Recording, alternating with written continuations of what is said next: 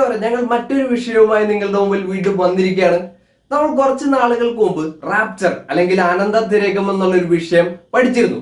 അത് ഞങ്ങൾക്ക് അവതരിപ്പിക്കാൻ പറ്റിയിരുന്നു. അതായത് പ്രീ മില്ലേനിയലിസം അല്ലെങ്കിൽ 1000 ആണ്ട് വാഴ്ചയ്ക്ക് മുൻപ് എന്നുള്ള ഒരു ഉപദേശം വിശ്വസിക്കുന്നവർ പഠിപ്പിക്കുന്നത് റാപ്ചറിൽ ആദ്യം എടുക്കപ്പെടുന്നവരൊക്കെ നല്ലവരാണ്, ബാക്കി ഭൂമിയിൽ ദുഷ്ടന്മാരായ വ്യക്തികളൊക്കെ ശേഷിക്കും. ആ ശേഷിക്കുന്ന ആ ഒരു സമയത്ത് മഹോപദ്രവം ഉണ്ടാവും. ആ മഹോപദ്രവ കാലം ഉണ്ടാകുന്നതിന്റെ മെയിൻ കാരണം എതിർ ക്രിസ്തു, അല്ലെങ്കിൽ പല ആൾക്കാരും വിളിക്കുന്നത് അന്തിക്രിസ്തു എന്നാണ്. പക്ഷെ അന്തിക്രിസ്തു എന്നുള്ള ഒരു വാക്ക് തന്നെ ബൈബിളിൽ ഇല്ല. കാരണം എതിർ ക്രിസ്തു എന്നുള്ള വാക്ക് ബൈബിളിലുണ്ട്. യോഹന്നാൻ എഴുതിയ ലേഖനങ്ങളിലെല്ലാം നിങ്ങൾക്ക് കാണാൻ കഴിയും. അപ്പോ ഈ എതിർ ക്രിസ്തു ദേവാലയത്തിൽ അല്ലെങ്കിൽ യെരുശലേമിലെ ദേവാലയം വീണ്ടും പണിയപ്പെടും. ആ പണിയപ്പെട്ട ദേവാലയത്തിൽ വന്ന് എതിർ ക്രിസ്തു ഇരുന്ന് വാഴും. അപ്പോൾ മഹോപദ്രവ കാലം ഉണ്ടാവും. ആ മഹോപദ്രവ കാലഘട്ടത്തിൽ ആര് വരും എന്നാണ് അവർ പഠിപ്പിക്കുന്നത്? ഏലിയാവ്. അതെ, ഏലിയ പ്രവാചകൻ. ഞങ്ങൾ കഴിഞ്ഞ പ്രാവശ്യം ചെയ്ത ആനന്ദത്തിരേകം എന്നുള്ള വീഡിയോയിൽ ഏലിയ പ്രവാചകൻ ആരാണെന്നാണ് യേശു പറയുന്നത് എന്നാണ് നമ്മൾ പഠിച്ചത്. യോഹന്നാൻ സ്നാപകൻ തന്നെയാണ് ഏലിയാവ്. ഏലിയാവ് വന്നു കഴിഞ്ഞു. അതെ, നമ്മളത് ഓൾറെഡി പഠിപ്പിച്ചതാണ്, ഓൾറെഡി അതിലൂടെ കടന്നുപോയതാണ്. നിങ്ങൾക്ക് ആ വീഡിയോയിൽ പോയി പരിശോധിക്കാം. പക്ഷെ ഇന്ന് നമ്മൾ എടുത്ത് നിൽക്കുന്ന ആ ഒരു ചെറിയ വിഷയം എന്ന് പറഞ്ഞാൽ വളരെ സിമ്പിൾ ആയിട്ട് നമുക്ക് മനസ്സിലാക്കാൻ പറ്റുന്നതാണ്. കാരണം ബൈബിൾ സിമ്പിൾ ആണ് മനസ്സിലാക്കാൻ. ആളുകളാണ് അത് വളരെ ആശയക്കുഴപ്പം ഉണ്ടാക്കുന്നത്. പിന്നെ പിശാചാണ് മെയിൻ അതിന്റെ പുറകിൽ. ഓക്കെ, പക്ഷെ നമ്മൾ ഇന്ന് ചിന്തിക്കാൻ പോകുന്നത് ആരാണ് എതിർ ക്രിസ്തു? അതൊരു വ്യക്തിയാണോ അല്ലെങ്കിൽ എന്താണെന്ന് നമുക്ക് ശരിക്കും ബൈബിളിലൂടെ ശ്രദ്ധിക്കാം. അതിനായിട്ട് നിങ്ങളെ ക്ഷണിക്കുന്നു. പിന്നെ എതിർ ക്രിസ്തു വന്നാൽ എന്താണ് ചെയ്യാ? പിന്നെ എതിർ ക്രിസ്തു എപ്പോഴാണ് വന്നത്? ഇതിനെപ്പറ്റിയെല്ലാം വളരെ വ്യക്തമായിട്ട് നമുക്ക് ബൈബിളിൽ നോക്കാം. ഇന്ന് ലോകത്തിൽ ഒരു ബൈബിൾ എന്തെങ്കിലും കാര്യത്തെ പറ്റി വ്യക്തമായിട്ട് പറഞ്ഞു കഴിഞ്ഞാൽ അതിനെപ്പറ്റിയായിരിക്കും കൂടുതൽ ചർച്ചാ വിഷയങ്ങൾ ഉണ്ടാവുക, കൂടുതൽ സംശയങ്ങൾ ഉണ്ടാവുക. പക്ഷേ ഇന്നിപ്പോ ഒന്ന് ഗൂഗിളിലേക്ക് നിങ്ങളൊന്ന് ആരാണ് എതിർ ക്രിസ്തു എന്ന് ടൈപ്പ് ചെയ്ത് കഴിഞ്ഞാൽ നിങ്ങൾക്ക് കിട്ടുന്നത് ഒരു ചുവന്ന രീതിയിലുള്ള ഒരു മനുഷ്യനും പിന്നെ ഒരു വെളുത്തൊരു മനുഷ്യനും തമ്മിൽ എന്താ ഒരു കെട്ടിപ്പിടിക്കുന്ന പോലത്തുള്ള ഒരു ഫോട്ടോ ആണ് കിട്ടുക. പക്ഷെ ബൈബിളിൽ ഇങ്ങനെയുള്ളതല്ല കാണിക്കുന്നത്. എന്താണെന്നുള്ളത് നമുക്ക് വളരെ വ്യക്തമായിട്ട് ബൈബിളിലേക്ക് നോക്കാം. അതെ, അതാണ് ഈ ഒരു വീഡിയോയുടെ ഉദ്ദേശം. നിങ്ങൾ ഇത് കേൾക്കുന്നവർ മാത്രമാകട്ടെ, പരിശോധിക്കുന്നവർ കൂടിയാകാം. എന്നാൽ മാത്രമേ സത്യമായ കാര്യങ്ങൾ നിങ്ങൾക്ക് മനസ്സിലാകുകയുള്ളൂ. ഓക്കെ, ലോകത്തിൽ പല പല ഉപദേശങ്ങളാണ് ഉള്ളത്. ഈ പ്രീ മില്ലേനിയലിസം അല്ലെങ്കിൽ 1000 ആണ്ട് വാഴ്ചയ്ക്ക് മുൻപ് എന്നുള്ളൊരു ഉപദേശം വിശ്വസിക്കുന്നവരും പഠിപ്പിക്കുന്നവരും പറയുന്നത് മത്തായി 24:15 പറയുന്ന ആ ശൂന്യമാക്കുന്ന മ്ലേച്ഛത, അല്ലെങ്കിൽ ദാനിയേലിലും അത് പറയുന്നുണ്ട്. ആ ശൂന്യമാക്കുന്ന മ്ലേച്ഛത എന്ന് പറഞ്ഞാൽ എതിർ ക്രിസ്തുവാണ്. കാരണം ദേവാലയത്തിൽ വന്നിരുന്ന് വാഴുമ്പോൾ അത് മ്ലേച്ഛത, അതായത് അബോമിനേഷൻ ഓഫ് ഡെസൊലേഷൻ, ആ ശൂന്യമാക്കുന്ന മ്ലേച്ഛത എതിർ ക്രിസ്തു ആണെന്നാണ് അവർ തെറ്റിദ്ധരിച്ചിരിക്കുന്നത്. പക്ഷെ മത്തായി 24 പറയുന്നത് അതിനെക്കുറിച്ചല്ല, യെരുശലേമിന്റെ നാശത്തെ കുറിച്ചാണെന്ന് ഞങ്ങൾ മറ്റൊരു വീഡിയോയിൽ പിന്നീട് സംസാരിക്കുന്നതാണ്. അതായത് യെരുശലേമിലെ ദേവാലയത്തിന്റെ നാശം എന്നായിരുന്നു AD 70. അതായത് റോമാക്കാർ വന്ന് അത് നശിപ്പിച്ചു. അവരുടെ ആ ദേവാലയം അതിവിശുദ്ധ സ്ഥലവും വിശുദ്ധ സ്ഥലവും എന്നൊന്നും കണക്കിടാതെ അവർ മുഴുവനായിട്ട് അത് അശുദ്ധമാക്കി കളഞ്ഞു. കാരണം യഹൂദന്മാരുടെ കാഴ്ചപ്പാടിൽ ദേവാലയം എന്നവരുടെ ഏറ്റവും വിശുദ്ധമായ ഒരു കാര്യം. അവിശുദ്ധമായ ഒരു സ്ഥലം, അതിവിശുദ്ധ സ്ഥലം വരെ റോമക്കാർക്ക് അതൊന്നും ഒരു കുഴപ്പമില്ലായിരുന്നു. അപ്പൊ യേശു യഹൂദന്മാരായവരോട് സംസാരിക്കുകയാണ്. ആ ഒരു ശൂന്യമാക്കുന്ന മ്ലേച്ഛത എന്ന് പറഞ്ഞാൽ റോമൻ സൈന്യം വന്ന് ആ യെരുശലേമിന്റെ ദേവാലയത്തിന്റെ നാശത്തെ കുറിച്ചുള്ള കാര്യമാണ് യേശു അവിടെ സംസാരിക്കുന്നത് AD 70. അത് നിങ്ങൾക്ക് ചരിത്രത്തിലും പഠിക്കുവാൻ സാധിക്കും. പക്ഷെ അതല്ല എതിർ ക്രിസ്തു എന്ന് ബൈബിൾ പഠിപ്പിക്കുന്നുണ്ട്. എന്താണ് എതിർ ക്രിസ്തു എന്നും ബൈബിൾ വളരെ വ്യക്തമായിട്ടാണ് പഠിപ്പിക്കുന്നത്. പിന്നെ ചിലർ പറയുന്നത് വെളിപ്പാട് 13-ാം അധ്യായത്തിലെ ആ 2ാമത്തെ മൃഗം അതാണ് എതിർ ക്രിസ്തു. പക്ഷെ ഈ 2ാമത്തെ മൃഗം വെളിപ്പാട് 19:20 അതേ കാര്യത്തെ പറയുന്നത് കള്ളപ്രവാചകനായിട്ടാണ്. അപ്പൊ ബൈബിള് തന്നെ 2ാമത്തെ മൃഗം എന്താണെന്ന് പറഞ്ഞിട്ടുണ്ട്. പക്ഷെ അവരെന്താണ് എടുത്തത്? അവർക്ക് ഇഷ്ടമുള്ളത് മാത്രം എടുത്ത് ഈ 2ാമത്തെ മൃഗം എതിർ ക്രിസ്തുവാണ്. അത് വേറെ വേദഭാഗങ്ങളോട് കൂടി യോജിപ്പിക്കാൻ ശ്രമിച്ചുകൊണ്ട് അവർ അത് കൂട്ടിക്കുഴച്ചു. പിന്നെ ചിലവർ പറയും, ഈ പ്രീ മില്ലേനിയലിസം വിശ്വസിക്കുന്ന ചിലവർ പഠിപ്പിക്കുന്നത് വെളിപ്പാട് 13:3 പറയുന്നത് പോലെ, അല്ലെങ്കിൽ പറയുന്നത് പോലെ ഒരു വ്യക്തി ഉയർത്തെഴുന്നേറ്റ് വരും, മരിച്ചവരിൽ നിന്ന് ഉയർത്തെഴുന്നേറ്റ് വരും, എന്നിട്ട് ദേവാലയത്തിൽ വന്ന് ഇരുന്ന് വാഴും. അതാണ് എതിർ ക്രിസ്തു. അങ്ങനെ അങ്ങനെ വ്യത്യസ്തമായ ഒരുപാട് ഉപദേശങ്ങളാണ് ലോകത്തിലുള്ളത്. എന്താണ് എതിർ ക്രിസ്തു, ആരാണ് എതിർ ക്രിസ്തു എന്നെല്ലാം അവർ കണ്ടെത്തുവാനായിട്ട്. പിന്നെ ചില ദുഷ്ടന്മാരായ ഭരണാധിപന്മാർ, ഹിറ്റ്ലറിനെ പോലെയുള്ള ആൾക്കാരൊക്കെ വരുമ്പോൾ അവർ പറയും, ഓ അതായിരിക്കും എതിർ ക്രിസ്തു, അവനാണ് ആള്. പക്ഷെ ഇങ്ങനെയാണോ ബൈബിൾ പഠിപ്പിക്കുന്നത്? അല്ല, നമുക്ക് ബൈബിളിലേക്ക് നോക്കാം. ബൈബിളിൽ 5 വട്ടമാണ് ഈ എതിർ ക്രിസ്തു എന്നുള്ള വാക്ക് ഉപയോഗിച്ചത്. അത് ബൈബിൾ വായിക്കുന്ന ഒരു വ്യക്തിക്ക് വളരെ വ്യക്തമായിട്ട് മനസ്സിലാക്കാം ആരാണ് എതിർ ക്രിസ്തു, എതിർ ക്രിസ്തു എപ്പോഴാണ് വന്നത്, എതിർ ക്രിസ്തു എന്താണ് ചെയ്യുന്നത്. നമുക്ക് ആദ്യം യോഹന്നാൻ 1 2:18 നോക്കാം. ഓക്കെ, നമുക്ക് 1 യോഹന്നാൻ 2:18 വായിക്കാം. 19-ാം വാക്യവും, കുഞ്ഞുങ്ങളെ ഇത് അന്ത്യനാഴികയാകുന്നു. കാരണം യോഹന്നാൻ അപ്പോസ്തലൻ ഇത് എഴുതുമ്പോൾ തന്നെ എന്ത് നാഴികയാണ്? അന്ത്യനാഴിക, അതായത് last, this is the last hour, അതായത് അന്ത്യനാഴിക. പലരും ഇപ്പോഴും കാത്തിരിക്കണേ അന്ത്യനാഴിക വരാൻ വേണ്ടി. പക്ഷെ അന്ന് ഇത് എഴുതുമ്പോഴും എന്താണ്? അന്ത്യനാഴികയാണ് എന്നുള്ള കാര്യം മറന്നു വരുത്. അദ്ദേഹം പറയുന്നുണ്ട്, എതിർ ക്രിസ്തു വരുന്നു എന്ന് നിങ്ങൾ കേട്ടിട്ടുണ്ടല്ലോ. കാരണം ഇതെല്ലാം ഓൾറെഡി വാൺ ചെയ്തിട്ടുള്ളതാണ്. ഇപ്പോൾ അനേകം എതിർ ക്രിസ്തുക്കൾ എഴുന്നേറ്റിരിക്കാൻ അന്ത്യനാഴിക ആകുന്നു എന്ന് നമുക്കറിയാം. അപ്പൊ ഇവിടെ പറയുന്നത് വളരെ വ്യക്തമല്ലേ? ഒരു എതിർ ക്രിസ്തു എഴുന്നേറ്റിരിക്കാൻ എന്നാണോ? അല്ല, വളരെ അനേകം. ഇപ്പോൾ തന്നെ, അതായത് 2000 വർഷം മുൻപ് ഇത് എഴുതുമ്പോൾ, ഏകദേശം 2000 വർഷം മുമ്പ് യോഹന്നാൻ അപ്പോസ്തലൻ ഇത് എഴുതുമ്പോൾ തന്നെ ഇപ്പോൾ അനേകം എതിർ ക്രിസ്തുക്കൾ എഴുന്നേറ്റിരിക്കാൻ അന്ത്യനാഴിക ആകുന്നു എന്ന് നമുക്കറിയാം. പിന്നെ വേറൊരു 19-ാമത്തെ വാക്യത്തിൽ നിങ്ങൾക്ക് കാണാൻ പറ്റും, അവർ നമ്മുടെ ഇടയിൽ നിന്ന് പുറപ്പെട്ടു. എന്താണ് ഈ നമ്മുടെ ഇടയിൽ നിന്ന് പറയുമ്പോൾ? സഭയിലുള്ളവരെന്നെ അതിൽ നിന്ന് പുറപ്പെട്ടു. അതെ, സഭയിൽ നിന്ന് വ്യതിചലിച്ചു പോയവരെ കുറിച്ചാണ് ഈ പറയുന്നത്. അതായത് AD 30 പെന്തക്കോസ്ത് നാളില് ക്രിസ്തുവിന്റെ സഭ ആരംഭിച്ചു. ആ സഭയിൽ നിന്ന് തന്നെ ദുരുപദേശത്തിലേക്ക് പോയവർ, അല്ലെങ്കിൽ മാനുഷികമായ പഠനങ്ങളിലേക്ക് പോയവർ, സ്വന്തമായ തീരുമാനങ്ങളിലൂടെ, അവരെ കുറിച്ച്, അവർ നമ്മുടെ ഇടയിൽ നിന്ന് പുറപ്പെട്ടുവെങ്കിലും നമുക്കുള്ളവർ ആയിരുന്നില്ല. അവർ നമുക്കുള്ളവർ ആയിരുന്നുവെങ്കിൽ നമ്മോട് കൂടെ പാർക്കുമായിരുന്നു. എന്നാൽ എല്ലാവരും നമുക്കുള്ളവരല്ല എന്ന് പ്രസിദ്ധമാകേണ്ടതല്ലോ. ഈ വാക്യം 2 വാക്യത്തിൽ തന്നെ കാര്യം വ്യക്തമാണ്. എതിർ ക്രിസ്തു എന്ന് പറഞ്ഞാൽ വരാനിരിക്കുന്ന ഏതെങ്കിലും ഒരു വ്യക്തിയാണോ? അല്ല, അനേകം എതിർ ക്രിസ്തുക്കൾ. അപ്പൊ ഒന്നും കൂടി വ്യക്തമാക്കാൻ 22-ാം വാക്യം കൂടി നമുക്കൊന്ന് വായിക്കാം. യേശുവിനെ ക്രിസ്തുവല്ല എന്ന് നിഷേധിക്കുന്നവർ അല്ലാതെ കള്ളൻ ആകുന്നു, പിതാവിനെയും പുത്രനെയും നിഷേധിക്കുന്നവൻ തന്നെ എതിർ ക്രിസ്തു ആകുന്നു. ഇവിടെ വളരെ വ്യക്തമായിട്ടാണ് പറയുന്നത്, യേശു ക്രിസ്തു പിന്നെ ക്രിസ്തു അല്ല എന്ന് പറയുന്ന ഒരു വ്യക്തി തന്നെയാണ് എതിർ ക്രിസ്തു. ഇപ്പോ യേശു ക്രിസ്തു ക്രിസ്തുവാന്ന് ഒരു വ്യക്തി പറയുമ്പോൾ ആ വ്യക്തി എന്തും കൂടി സമ്മതിക്കുന്നു, യേശു ക്രിസ്തു തന്നെയാണ് ദൈവം. യേശു ക്രിസ്തു ദൈവം എന്ന് വിശ്വസിക്കാത്ത ഒരു വ്യക്തി ആരാകുന്നു? എതിർ ക്രിസ്തു. ഇപ്പോൾ അനേക എതിർ ക്രിസ്തുകൾ ഉണ്ട്. അതെ, പിന്നെ യേശുവിനെ ക്രിസ്തു അല്ല എന്ന് പറയുമ്പോ, ക്രിസ്തു എന്നുള്ള ആ ഒരു വാക്കിന്റെ അർത്ഥം തന്നെ മഷിഹ. മഷിഹയുടെ ഗ്രീക്ക് വേർഡാണ് ക്രിസ്തോസ്. ക്രിസ്തോസിന്റെ ആ വാക്കാണ് ക്രിസ്തു. അതാണ് ജീസസ് ക്രൈസ്റ്റ്. മനസ്സിലായോ? മഷിഹ എന്നുള്ള വാക്കാണ്. പക്ഷെ മഷിഹ പ്രവചനങ്ങൾ പഴയ നിയമത്തിൽ ഒരുപാടാണ്. 300-ലേറെ പ്രവചനങ്ങളുണ്ട് യേശുവിനെ കുറിച്ച്. ആ പ്രവചനങ്ങളിൽ നോക്കിക്കഴിഞ്ഞാൽ ഒരെണ്ണം പറയാം. യെശയ്യാവ് 9-ാം അധ്യായം 6-7 വാക്യം, നമുക്കൊരു ശിശു ജനിച്ചിരിക്കുന്നു, നമുക്കൊരു മകൻ നൽകപ്പെട്ടിരിക്കുന്നു, അവൻ അത്ഭുത മന്ത്രി, വീരനാം ദൈവം, നിത്യപിതാവ്, സമാധാന പ്രഭു എന്ന് പേര് വിളിക്കപ്പെടും. നിങ്ങൾക്കത് വായിച്ചു നോക്കാം. അപ്പൊ ആ മശീഹ ആര് തന്നെയാണ്? വീരനാം ദൈവം, നിത്യപിതാവ്, അല്ലെ? അപ്പൊ നമുക്ക് വ്യക്തമാണ്, ക്രിസ്തു എന്ന് യേശുവിനെ പറയണമെങ്കിൽ യേശു ആരാണ്? പിതാവായ ദൈവം തന്നെയാണ്. ഓക്കെ, അപ്പൊ ഇവിടെ വ്യക്തമാണ്, ഇത് നിഷേധിക്കുന്നവനാണ് കള്ളൻ. അതുപോലെ പിതാവിനെയും പുത്രനെയും നിഷേധിക്കുന്നവൻ തന്നെ എതിർ ക്രിസ്തു ആകുന്നു. ഇതിലും വലിയ കാര്യങ്ങൾ നമുക്ക് എതിർ ക്രിസ്തുവിനെ കുറിച്ച് അറിയേണ്ടതായിട്ടില്ല. വളരെ കുറച്ച് വാക്യങ്ങളെ ഉള്ളെങ്കിലും വളരെ വ്യക്തമായിട്ടാണ് ബൈബിൾ എതിർ ക്രിസ്തു ആരാണെന്ന് പഠിപ്പിക്കുന്നത്. അല്ലാതെ പല ആൾക്കാരും പറഞ്ഞത് പോലെ അന്തിക്രിസ്തു എന്നുള്ളൊരു വാക്ക് തന്നെ ബൈബിളിലില്ല. അന്തിക്രിസ്തു, അവര് വിചാരിക്കണം അന്ത്യകാലത്ത് വരുന്ന ഏതൊരു വ്യക്തിയെ കുറിച്ചാണ് ബൈബിള് പഠിപ്പിക്കുന്നതെന്നാണ്. 1 യോഹന്നാൻ 4-ാം അധ്യായം 1 മുതൽ 3 വരെ നോക്കാം. പ്രിയമുള്ളവരെ, കള്ളപ്രവാചകന്മാർ പലരും ലോകത്തിലേക്ക് പുറപ്പെട്ടിരിക്കാൻ ഏത് ആത്മാവിനെയും വിശ്വസിക്കാതെ ആത്മാക്കൾ ദൈവത്തിൽ നിന്നുള്ളവയോ എന്ന് ശോധന ചെയ്യുവിൻ. അപ്പൊ തന്നെ നമുക്കറിയാം, യോഹന്നാൻ അപ്പോസ്തലനൊക്കെ ജീവിച്ചിരിക്കുന്ന കാലം തന്നെ കള്ളപ്രവാചകന്മാർ അനവധിയാണ്.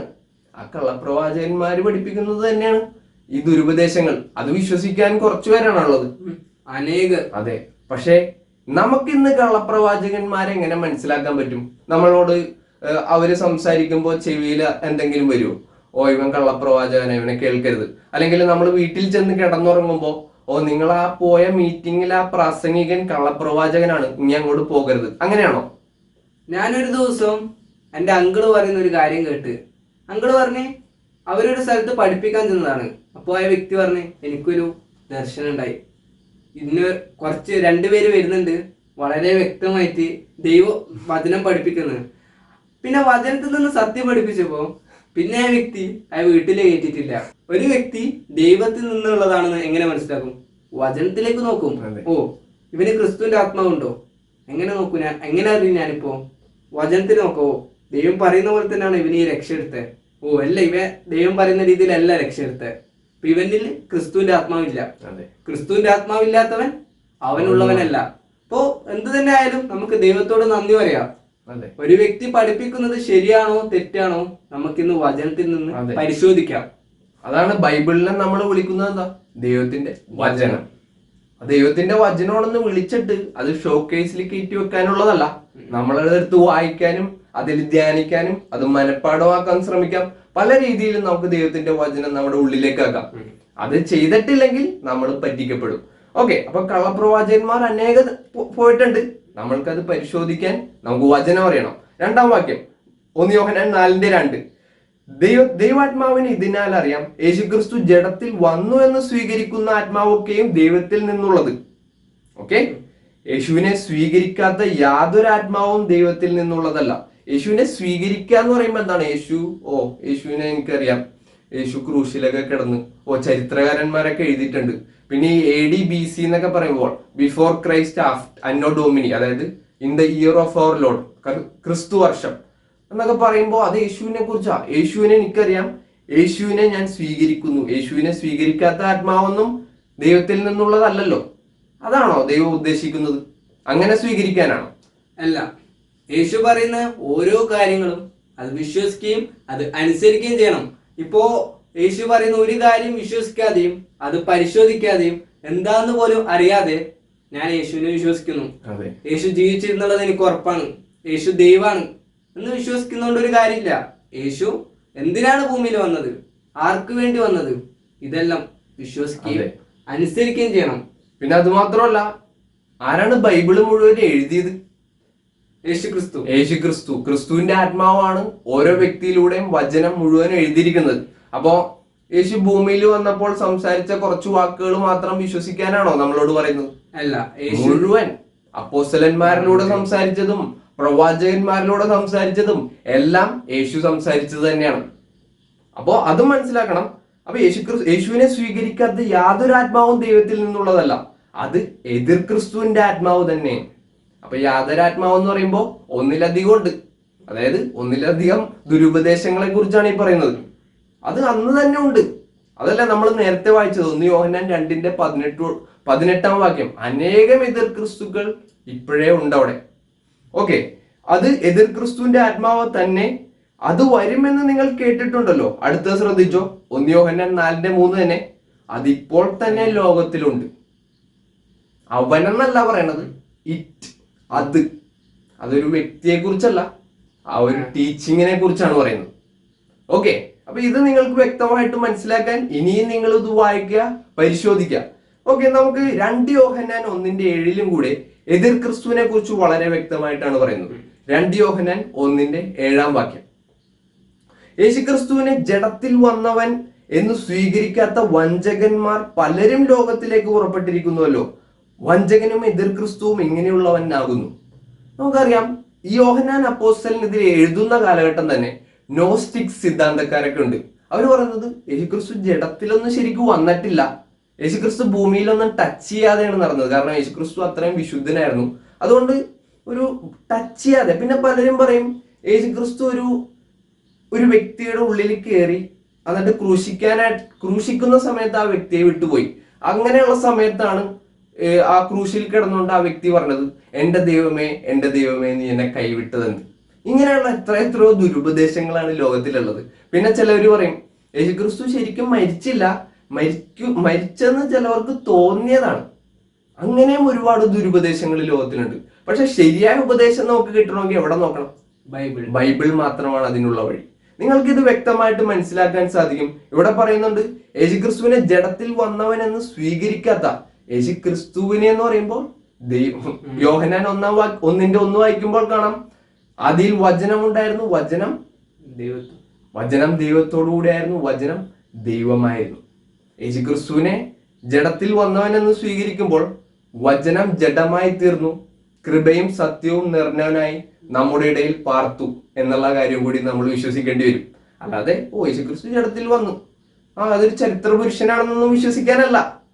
വചനം ദൈവമായിരുന്നു, ആ വചനം ജഡമായി തീർന്നു, കൃപയും സത്യവും നിറഞ്ഞവനായി നമ്മുടെ ഇടയിൽ പാർത്തു. യേശുക്രിസ്തുവിനെ ജഡത്തിൽ വന്നവനെന്ന് വിശ്വസിക്കാത്ത വഞ്ചകന്മാർ പലരും ലോകത്തിലേക്ക് പുറപ്പെട്ടിരിക്കുന്നുവല്ലോ. വഞ്ചകനും എതിർ ക്രിസ്തുവും ഇങ്ങനെയുള്ളവർ ആകുന്നു. നമുക്കിത് വ്യക്തമാണ്. ആരാണ് എതിർ ക്രിസ്തു? ഇതിനേക്കാൾ അധികം വ്യക്തമാക്കേണ്ടതായിട്ടുണ്ടോ?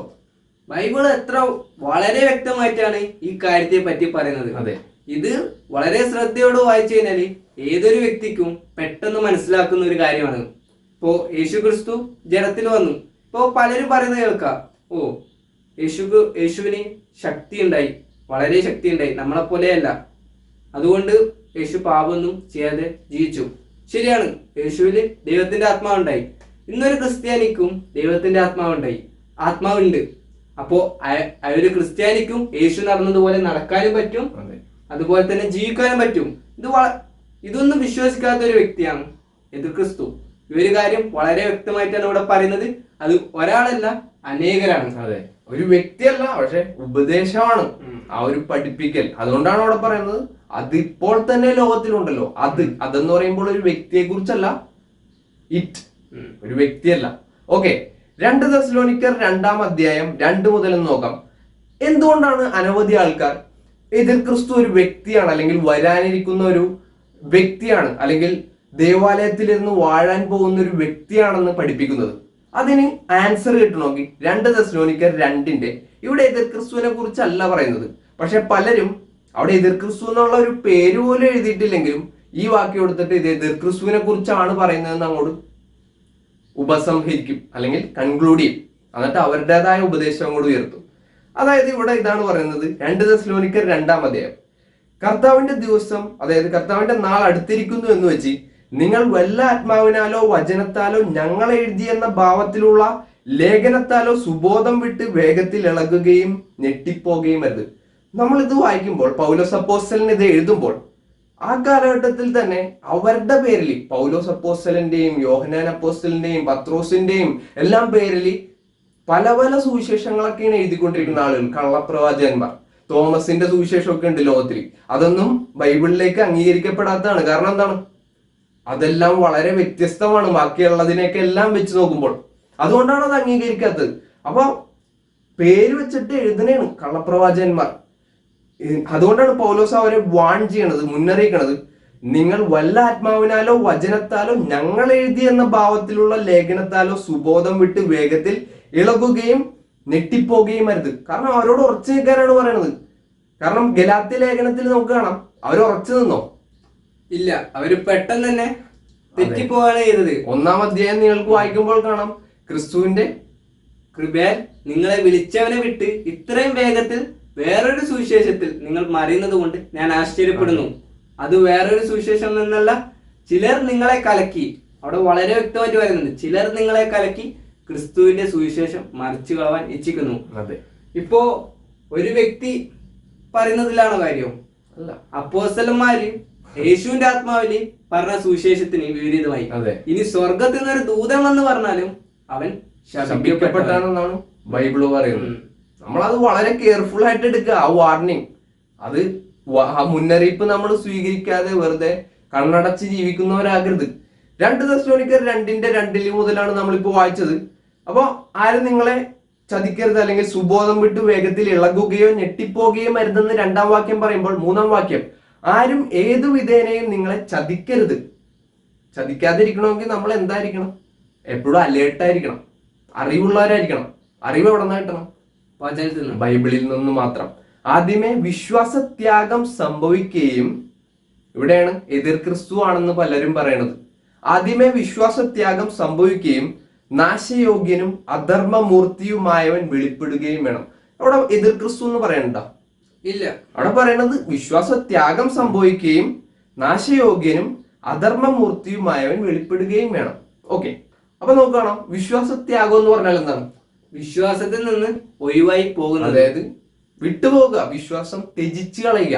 ആ വിശ്വാസ ത്യാഗം സംഭവിക്കുകയും നാശയോഗ്യനും അധർമ്മമൂർത്തിയുമായവൻ വെളിപ്പെടുകയും വേണം. ഓക്കെ, അടുത്ത് 4-ാം വാക്യം. അവൻ ദൈവാലയത്തിൽ ഇരുന്നുകൊണ്ട് ദൈവം എന്ന് നടിച്ച് ദൈവമെന്നോ പൂജാവിഷയമെന്നോ പേരുള്ള സകലത്തിനും മീതെ തന്നെത്താൻ ഉയർത്തുന്ന എതിരാളിയാകും.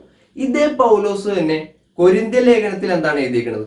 എന്താണ് ദേവാലയം എന്നാണ് എഴുതിയിരിക്കുന്നത്? ഇന്ന് പുതിയ ഉടമ്പടിயின் പ്രകാരം ഇന്ന് നമുക്ക് പഴയ ആ ഒരു ബിൽഡിംഗ് ആണോ ദേവാലയം പുതിയ ഉടമ്പടിயின் പ്രകാരം? അല്ല.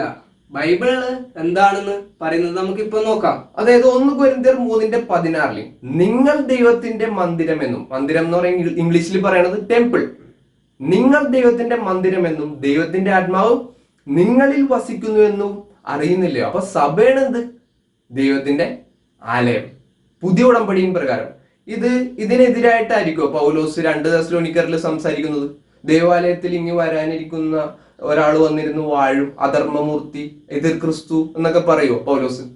പൗലോസ് ആ ഒരു കാര്യം പറയലാണെങ്കിൽ നേരത്തെ പറഞ്ഞ കാര്യത്തെ പറ്റി അറിവില്ലാണ്ടാണോ? അല്ല, നേരത്തെ പറഞ്ഞതിനെ പറ്റി വളരെ അറിവുള്ള ആളാണ് പൗലോസ്.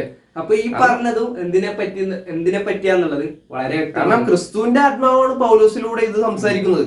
അപ്പൊ ക്രിസ്തുവിന്റെ ആത്മാവ് രണ്ടും വേറെ വേറെ കാര്യങ്ങൾ പറയും? ഒരിക്കലും ഇല്ല. പിന്നെ ഇവിടെ നമുക്ക് കാണാനുള്ളത് അവൻ ദേവാലയത്തിൽ ഇരുന്നു കൊണ്ട്, അപ്പൊ ആ ദേവാലയം പൗലോസ് പരിശുദ്ധാത്മാവിനാൽ പറയുന്ന ആ ദേവാലയം എന്ത് തന്നെയാണ്? സഭയെ കുറിച്ചാണ്. ആ സഭയെ കുറിച്ച് ഇപ്പൊ നമുക്ക് കാണാം ആ ദേവാലയത്തിൽ ഇരുന്നുകൊണ്ട് ദൈവം എന്ന് നടിച്ച് ദൈവമെന്നോ പൂജാവിഷയമെന്നോ പേരുള്ള സകലത്തിന് മീതെ തന്നെത്താൻ ഉയർത്തുന്ന എതിരാളി അത്രേ. നിങ്ങളോടുകൂടി ഇരിക്കുമ്പോൾ തന്നെ ഞാനിത് നിങ്ങളോട് പറഞ്ഞു എന്ന് ഓർക്കുന്നില്ലയോ? അപ്പൊ ഇതൊരു വിശ്വാസ ത്യാഗം സംഭവിക്കുന്ന വേറൊരു കാര്യമാണിത്. വലിയ രീതിയിൽ തന്നെ ആളുകൾ ഒഴിഞ്ഞു പോകും. അതായത് യഥാർത്ഥമായ അപ്പോസ്തലന്മാരുടെയും പുതിയ നിയമ പ്രവാചകന്മാരുടെ, അതായത് എഫേസ്യർ 2:20 കാണാം, ക്രിസ്തു യേശു തന്നെ മൂലക്കല്ലായിരിക്കെ നിങ്ങൾ അപ്പോസ്തലന്മാരും പ്രവാചകന്മാരും എന്നുള്ള അടിസ്ഥാനത്തിന്മേൽ പണിതിരിക്കുന്നു. ആ അടിസ്ഥാനത്തിൽ നിന്ന് വിട്ട് വേറെ അടിസ്ഥാനത്തിലേക്ക് പോയാൽ എന്നിട്ടും അവരെ തന്നെ വിളിച്ചെന്താ? ക്രിസ്തുവിന്റെ സഭ അല്ലെങ്കിൽ ക്രിസ്ത്യാനികൾ എന്ന് വിളിക്കുന്നവർ. അവരുടെ മേളിലിരിക്കുന്ന അധർമ്മമൂർത്തിയെ കുറിച്ചാണ് 2 തെസ്സലോനിക്കർ പറയുന്നത്. കാരണം നമുക്ക് താഴത്തോട്ട് വായിക്കുമ്പോൾ കാണാം, 6-ാം വാക്യം, അവൻ സമയത്തിന് മുമ്പേ വെളിപ്പെടാതിരിക്കേണ്ടതിന് ഇപ്പോൾ തടുക്കുന്നത് എന്ത് എന്ന് നിങ്ങൾ അറിയുന്നു. ഓക്കെ, 7-ാം വാക്യം, അധർമ്മത്തിന്റെ മർമ്മം ഇപ്പോഴേ വ്യാപരിക്കുന്നുണ്ട്, ഇതുവരെ തടുക്കുന്നവൻ വഴിയിൽ നിന്ന് നീങ്ങിപ്പോക മാത്രം വേണം. അപ്പോൾ അധർമ്മമൂർത്തി വെളിപ്പെട്ടു വരും, അവനെ കർത്താവായ യേശു തന്റെ വായിലെ ശ്വാസത്താൽ ഒടുക്കി തന്റെ പ്രത്യക്ഷതയുടെ പ്രഭാവത്താൽ നശിപ്പിക്കും. അപ്പൊ നോക്കണം, യേശുക്രിസ്തുവിന്റെ പ്രത്യക്ഷത വരെയും ഈ അധർമ്മമൂർത്തി ഉണ്ടാവും. അതാണ് കാണിക്കുന്നത്. എന്താണ് യേശുക്രിസ്തുവിന്റെ ഈ ഒരു കാര്യം? പൗലോസ് ഇവിടെ പറയുന്ന ഈ കാര്യം യേശുക്രിസ്തു വീണ്ടും വരുന്നത് വരെ നിലനിൽക്കാൻ പോകുന്ന ഒരു കാര്യമാണ്. യേശുക്രിസ്തു ആണ് ഇത് നശിപ്പിക്കാൻ പോകുന്നത്. കാരണം ക്രിസ്തുവിനെ എതിരായിട്ട് പോയതുകൊണ്ട്. നിങ്ങൾക്ക് ഇപ്പോൾ തന്നെ മനസ്സിലായില്ലേ, ദേവാലയത്തിൽ അല്ലെങ്കിൽ ദൈവത്തിന്റെ സഭയാണെന്ന് പറഞ്ഞുകൊണ്ട് ഏറ്റവും മുകളിലിരുന്ന് ദൈവമെന്നോ പൂജാവിഷയമെന്നോ പേരുള്ളതിനെല്ലാം, അതായത് 2 തെസ്സലോനിക്കർ 2-ാം അധ്യായത്തിന്റെ 4-ാം വാക്യം, അവൻ ദൈവാലയത്തിൽ ഇരുന്നുകൊണ്ട്, അതായത് സഭയുടെ തലപ്പത്തിരുന്നുകൊണ്ട് ദൈവമെന്ന് നടിച്ച് ദൈവമെന്നോ പൂജാവിഷയമെന്നോ പേരുള്ള സകലത്തിനും മീതെ തന്നെ ഉയർത്തുന്ന ഒരു എതിരാളി ആരായിരിക്കും? കാരണം ഈ വ്യക്തിയുടെ വാക്ക് അല്ലെങ്കിൽ ഈ ഒരു ഓർഡറിൽ വരുന്ന ഈ ഒരു വർഗത്തിന്റെ ഈ ഒരു വ്യക്തികളുടെ വാക്ക് കാരണം ഓരോരുത്തരും മാറി പുതിയ ആൾക്കാർ വരുമല്ലോ, രാജാക്കന്മാരെ പോലെ അവര് വരുന്നു, അടുത്ത ആള് വരുന്നു, അയാളുടെ കാലശേഷം അടുത്ത ആള് വരുന്നു. ആരായിരിക്കും അത്? ദൈവാലയത്തിൽ, അതായത് സഭയുടെ തലപ്പത്തിൽ ഇരുന്നുകൊണ്ട് ഇത് ചെയ്യുമെന്ന് പറയുന്നത് ആരായിരിക്കും? നിങ്ങൾക്ക് തന്നെ ചിന്തിച്ചു നോക്കാം. കാരണം ആളുകൾക്ക് ആ വ്യക്തി പറയുന്ന വാക്കുകളാണ് ദൈവത്തിന്റെ വചനമായ ബൈബിളിനേക്കാളും വലുത്. അത് ശരിയായ കാര്യമാണോ? ശരിയായ കാര്യമല്ല. ഓൾറെഡി ഇവരെന്ത് ചെയ്തിരിക്കുന്നു? വിശ്വാസം ത്യജിച്ചു കളഞ്ഞു. വിശ്വാസത്യാഗം സംഭവിക്കുകയും നാശയോഗ്യനും അധർമ്മമൂർത്തിയുമായവൻ വെളിപ്പെട്ടു വരണം. അവൻ വരുമ്പോൾ എന്താണ്? ദൈവാലയത്തിൽ ഇരുന്നുകൊണ്ട്, അതായത് സഭ എന്ന് പറയുന്ന ഇതിൽ ഇരുന്നുകൊണ്ട് ദൈവമെന്ന് നടിച്ച് ദൈവമെന്നോ പൂജാവിഷയമെന്നോ പേരുള്ള സകലത്തിനും മീതെ. അപ്പൊ ആളുകൾ കേൾക്കാൻ പോകുന്നത് ഇനി ഇയാളുടെ വാക്കുകളായിരിക്കും. അപ്പൊ നമുക്ക് കാണാം ഇനി 9-ാം വാക്യത്തിൽ 2 തെസ്സലോനിക്കർ 2:9. കാരണം ഇത് ഒന്ന് ചിന്തിക്കുക, എന്തുകൊണ്ടാണ് ദൈവം ഇത് അനുവദിച്ചു കൊടുത്തത്? അതവിടെ എഴുതിയിട്ടുണ്ട്. അധർമ്മമൂർത്തിയുടെ പ്രത്യക്ഷത നശിച്ചു പോകുന്നവർക്ക് സാത്താന്റെ വ്യാപാര ശക്തിക്കൊത്തവണ്ണം വ്യാജമായ സകല ശക്തിയോടും അടയാളങ്ങളോടും അത്ഭുതങ്ങളോടും അനീതിയുടെ സകല വഞ്ചനയോടും കൂടെ ആയിരിക്കും. അപ്പൊ ഒരു ശക്തിയില്ലാതായിരിക്കും ഇത് വരുന്നത്, വളരെ ശക്തിയോടുകൂടി. അതായത് സാത്താന്റെ വ്യാപാര ശക്തിക്കൊത്തവണ്ണം വ്യാജമായ സകല ശക്തിയോടും അടയാളങ്ങളോടും അത്ഭുതങ്ങളോടും. അപ്പൊ പലരും പറയും, ഓ അവിടെ ഈ ഒരു അടയാളം നടക്കുന്നതും അത്ഭുതം നടക്കുന്നതും അവിടെ ദൈവമല്ലേ പ്രവർത്തിക്കുന്നത്? ഇവിടെ എന്താ പറയണത്? ഈ അധർമ്മമൂർത്തി ദൈവത്തിനെതിരായിട്ട് പ്രവർത്തിക്കുന്ന ഈ ഒരു സിസ്റ്റം പോലും എന്താണ്? അവിടെയും വലിയ അടയാളങ്ങളും അത്ഭുതങ്ങളും അനീതിയുടെ സകല വഞ്ചനയോടും കൂടെ ആയിരിക്കും. അപ്പൊ നമുക്കിന്ന് പറയാൻ പറ്റുമോ അടയാളങ്ങളും അത്ഭുതങ്ങളും നടക്കുന്നത് കൊണ്ടാണ് അവിടെ ദൈവം പ്രവർത്തിക്കുന്നതെന്ന്? അല്ല.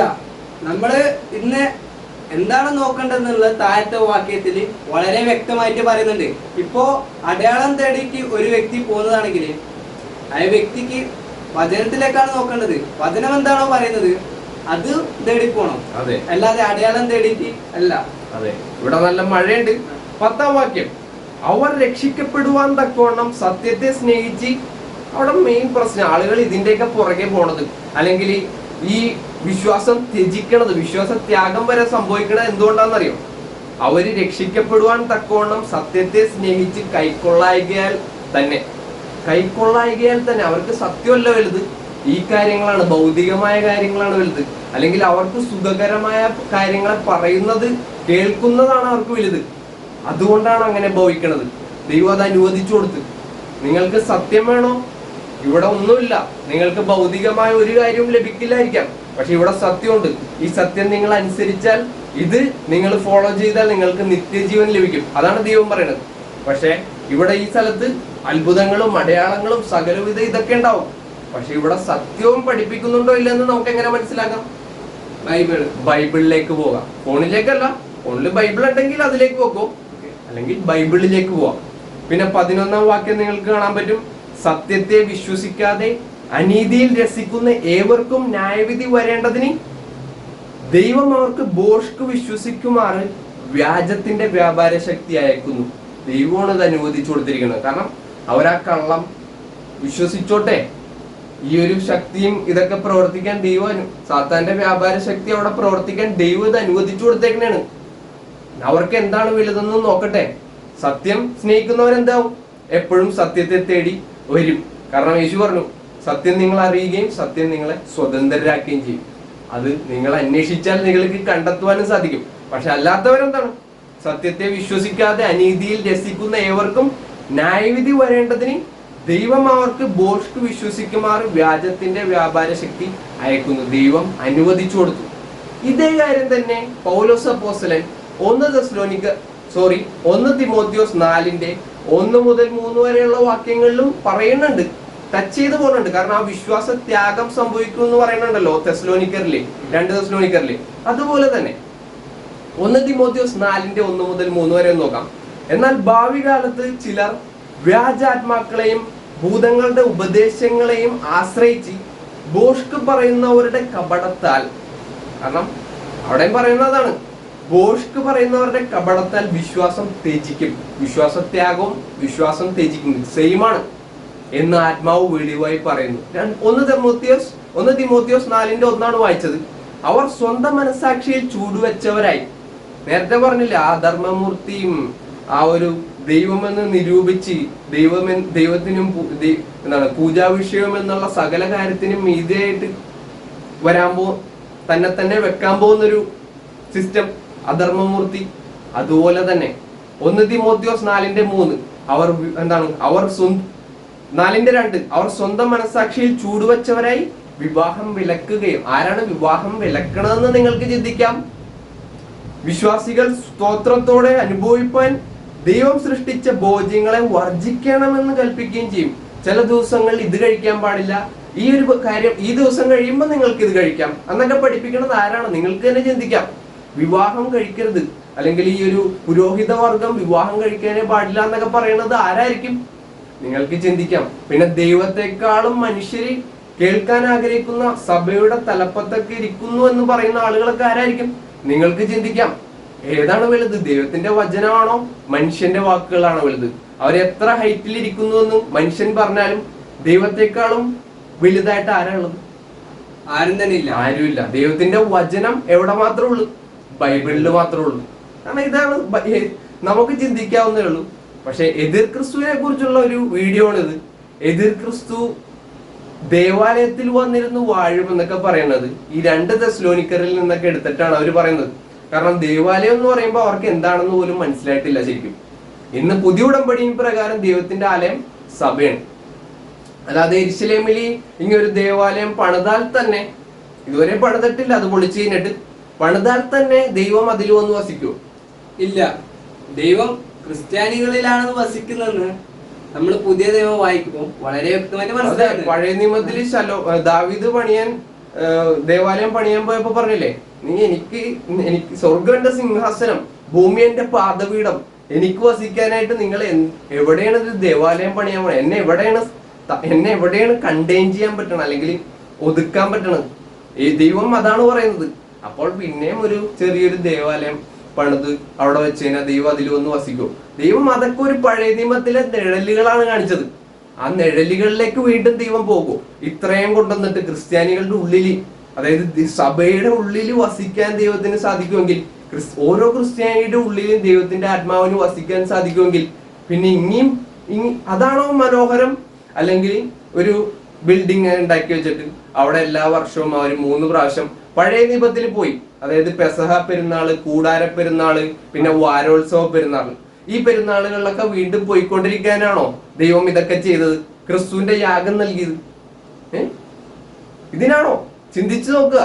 അതെല്ലാം വളരെ ബുദ്ധിശൂന്യതയാണ്. ദൈവത്തിന്റെ വചനം ഇതല്ല പഠിപ്പിക്കുന്നത് എന്ന് നമുക്ക് വളരെ വ്യക്തമായിട്ട് കാണാം. ഈ കാര്യത്തെ പറ്റിയെല്ലാം ബൈബിൾ വളരെ ക്ലിയർ ആയിട്ടാണ് പറയുന്നത്. ഇന്ന് ഈ ലോകത്ത് എന്തെങ്കിലും കാര്യം വിപരീതമായിട്ട് പറയുന്നുണ്ടെങ്കിൽ നമ്മൾ എവിടെയാണ് നോക്കേണ്ടത്? ബൈബിളിലേക്കാണ് നോക്കേണ്ടത്. അല്ലാതെ ആ വ്യക്തി പറയുന്നത് കേട്ടത് ഓ ഓ ഓ അതങ്ങനെ തന്നെ ശരിയാണ്, ഞാൻ ഇതാണ് നീ തിരഞ്ഞെടുക്കേണ്ടത്, ഞാൻ ഇത് പോയി ചെയ്യാം. യേശു വന്നു കഴിഞ്ഞാൽ എന്താണ് ചോദിക്കുക? ഓ, നീ ഈ വ്യക്തി പറഞ്ഞ കാര്യങ്ങളെല്ലാം കേട്ടത് കൊണ്ട് നീ വാ, നിനക്കാണ് ഈ ഒരു റിവാർഡ്, അങ്ങനെയാണോ പറയാ? ഒരിക്കലും ഇല്ല. യോഹന്നാൻ 12:48 എന്താണ് പറയുന്നത്? ഞാൻ പറഞ്ഞ വചനമാണ് ഒടുക്കത്തെ നാളില് അവനെ ന്യായം വിധിക്കാം. അപ്പോ ഇന്ന് നമുക്ക് വചനത്തിലേക്ക് നോക്കാം. ഇന്നിപ്പോ ഞങ്ങൾ പറയുന്ന കാര്യങ്ങളാണെങ്കിൽ പോലും നിങ്ങൾ വചനത്തിൽ നോക്കാം. ഓ, വചനത്തിൽ ഇതാണ് പറയുന്നത്, ഇത് ശരിയാണ് അല്ലെങ്കിൽ തെറ്റാണ് എന്നുള്ളത് വചനത്തിൽ നോക്കി നിങ്ങൾ ഉറപ്പുവരുത്താം. അല്ലാതെ മറ്റുള്ള വ്യക്തികൾ എന്താണോ പറയുന്നത് അതല്ല. അതെ. അപ്പൊ ഈ ഒരു വീഡിയോ നിങ്ങൾക്ക് അതിനായി നിങ്ങളെ ഉത്സാഹിപ്പിക്കുമെന്ന് വിചാരിക്കുന്നു.